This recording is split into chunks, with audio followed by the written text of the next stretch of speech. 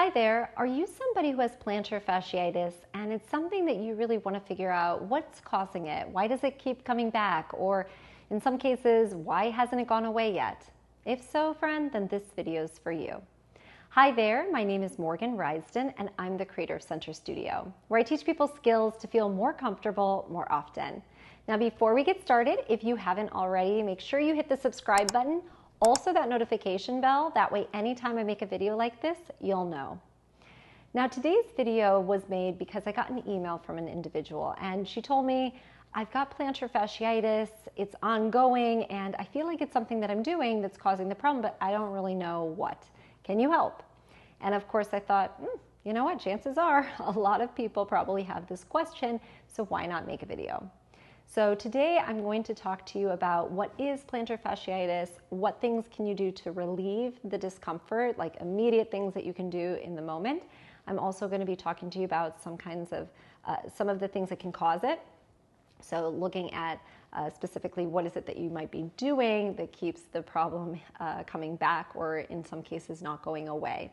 I'm also going to break this video up into 3 parts. So that's all today. The next video I'm going to do, I'm going to look at some stretches that I think oftentimes if you go to a physical therapist or if you see a podiatrist, these are common stretches that are oftentimes given to individuals to, stretch out the bottom of the plantar and to get your heel nice and stretched out so that you don't have such discomfort. So I'll look at all of those things through the lens of Alexander technique. Okay, so I'll make sure to link to that next week when I upload that video. And then the third video, I'm going to be looking at walking. So looking at the way that you're using your feet in walking and how might that be contributing to the discomfort that you're having with your plantar fasciitis.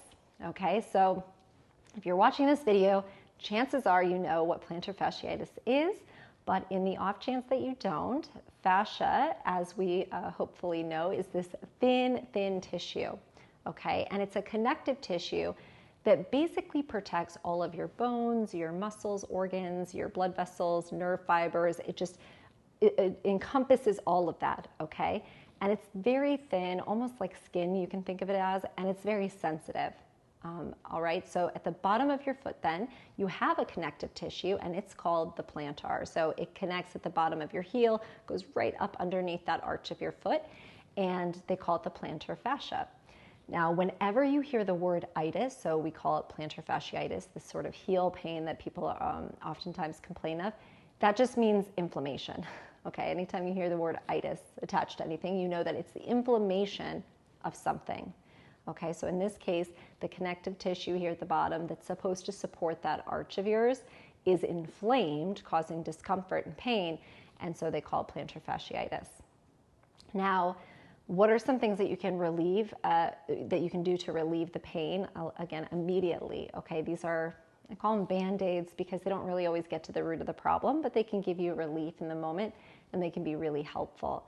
So the first obviously is icing, okay? You can ice with just a regular cold pack, or I always suggest getting like a water bottle that's frozen, and you can put that underneath the arch of your foot and just sort of massage it in. So it'll act as sort of massage as well as icing that area, because of course icing helps with inflammation, okay? After that, you can also do massage, right? You could get a tennis ball, maybe a massage ball, something of that sort, and you can massage the entire bottom of the sole of your foot. Now remember, friend, we've got 2 sides to us. So even if you're only experiencing discomfort in one side, hope this goes without saying, do the other side. So whatever you do to one side, make sure you do to the other side, okay? Stretching, massage, all of it. Always treat each side of you the same, okay? And then as far as massage, you could do, self-massage. So it's really cheap, you can do it anytime, and it doesn't require anything fancy. So you can give yourself a massage by taking off your shoes, your socks, and like at night when you're watching your Netflix or what have you, massaging the entire bottom of the foot, okay? Just really digging in there, either with the palm of your hand or your fingers, and just really, friend, touch your feet, okay? We call this body mapping in Alexander technique, or sometimes I'll palpate, which just means touching an individual's body so that they have a sense of where their body is. And for those of you who don't know, you've got 26 bones in your foot. Okay, that's an incredible amount. I always think like I want to get a jar full of 26 marbles to show people because it's a lot, 26 bones. And so often I find students are thinking of their feet as this one solid unit, this like compact thing. You know, it's a foot that goes into like a sock and a shoe, and you don't think about it as 26 parts. And all of these bones, my friend, have tendons, ligaments. All of this is working in tandem to help keep you upright. And if you think back to children, they're wonderful examples when they're learning how to walk. They're sort of wobbly because, you know, they're trying to get a sense of where that distribution of weight needs to be on all 26 of their bones. So I'm going to suggest that you really consider thinking about your foot in this sort of new way. The other thing you can do that I find a lot of students tell me, like, whoa, oftentimes they'll say, I did this at PT and my pain like instantaneously went away. And it's taping, okay? You can tape the bottom, you know, with some medical tape to really relieve yourself of that pressure there at the bottom of the foot.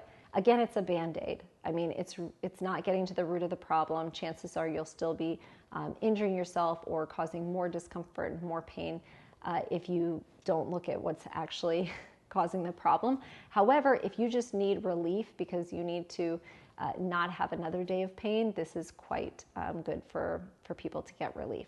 So that's another thing that you could do. This one leads me to what you could do, as well as we're moving into solutions. We're kind of like, what causes it and what can we do to help it, okay?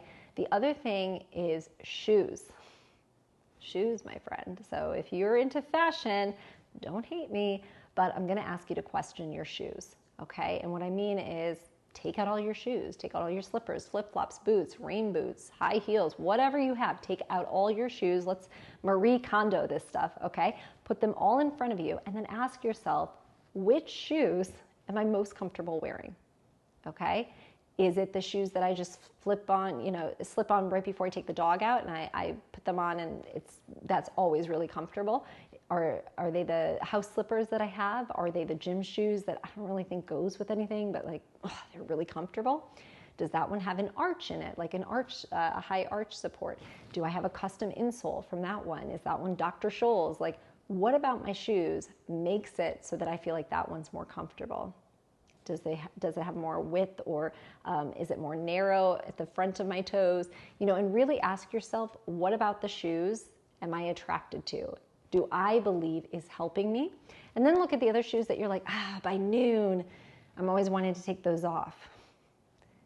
And those are the shoes I'm going to suggest that you really wear very, very seldomly, okay? I know it's sort of heartbreaking, especially if you're somebody who likes a lot of heels or wedges or something. But again, we want to think about our feet as these things that we want to take care of because, of course, for those of you in pain, I'm sure it doesn't have to be said, but foot pain is like just as bad as back pain in the sense that any time you move, you are constantly being reminded of the discomfort you're in, right? The pain that you're feeling. You can't escape it. So the sooner that we can get you looking at what's causing it, what can I do to help it, the easier it is for us, okay? The other thing I'm going to suggest is take your shoes off, okay? Go barefoot more often if you don't already. Take your shoes off, take your socks off, walk around in your home with your bare feet. And if you're somebody, I had a student once and she goes, my goodness, like I don't even shower without flip-flops, you know, like I do not like barefoot. That's okay, but you got to start somewhere. Okay, so do it for 5 minutes a day. Do it once in the morning, once at night, until eventually you can go an hour or two throughout your day without having your feet being held into a sock and a shoe. Okay, it's really helpful if you can feel the earth underneath you. Even better would be to go outside. You know, obviously we're probably not all at a beach somewhere, but even if it's in the grass or something, just to get a sense of like, oh, I can really feel all of those bones Morgan was talking about, because that's going to be really helpful in the long run, especially when we look at things like walking in future video, okay? So then the other thing I'm going to talk to you about is stretching, okay? So stretching is something that oftentimes is recommended by physical therapists, podiatrists. These are things that are going to be very, very crucial in helping you to eliminate pain. And again, next week, I will be sure to do a video on stretching. I'm going to look at it through the lens of Alexander technique. So how do we do this without injuring our neck or our head or our shoulders? What can we be doing to make sure the rest of our body is being used in a way that's really helpful and not injuring us in new ways, okay? And then before I upload my walking video, I'm gonna suggest that you start to look at your gait, okay? And what I mean by that is look at how you're walking, look at how you're standing, where are you weight bearing, and begin to question, how am I using my feet? Am I thinking about my ankles as a part of my foot? Am I thinking about my knees and yes, even my hips? Because you have to remember our bodies are all working together as sort of this collective team. And it's very, I think, it's very easy for people to be attracted to, oh, I have foot pain, so it must be a foot problem. And what I find is that often foot pain just means there's a problem with the ankle and the calf and the knee. It's all sort of together. And the sooner you can recognize that, the sooner you can get to a solution. Foot pain, friends, is something you don't want to wait on. You don't, if you have like, oh, I had a little bit of pain. Oh, I keep having a little bit of pain. That's your body's way of saying, yoo-hoo, something's up and we need to address it. And I think the chronic issues happen when we continuously neglect those signals from our body and we continue to do things the way we've always done. And therefore, we will inevitably feel the way we've started to feel now, which is uncomfortable and in pain. So the sooner you can address foot problems, the easier it is for that body to heal. Because again, you know, that connective tissue is so thin that when you have repeated stress and strain, especially if you're misusing it in walking, that pressure on the bottom of your foot eventually can start to tear. You can develop scar tissue down there, and scar tissue is like, once it's there, it's very hard, you know, to get rid of it. In fact, you can't get rid of it. So it's something that you just have to kind of learn to live with after a while. So you don't want to mess around with foot problems. You want to definitely address it. And sometimes, in some cases, it can be something as easy as, I need an insole, or I can't wear those heels that I just bought last month that I think are adorable and I've been wearing them all the time. It can sometimes be very, very easy, or it could be something like, you know, maybe a little bit difficult to swallow, like, oh, I like to run outdoors, but running on concrete is no longer good for me at 45. Okay, so I got to run on a treadmill, or I have to find a track with a little bit of give. Again, there's modifications you can make, but the more you know about what your body can withhold and how you're using yourself, the easier it is to find a solution. Okay, so again, next week I'll upload a video on stretching for people with plantar fasciitis, as well as we'll begin to look at walking and thinking about how am I using my feet, and is this something that's contributing to the problem, or is there something that I can start to do that will find me relief faster.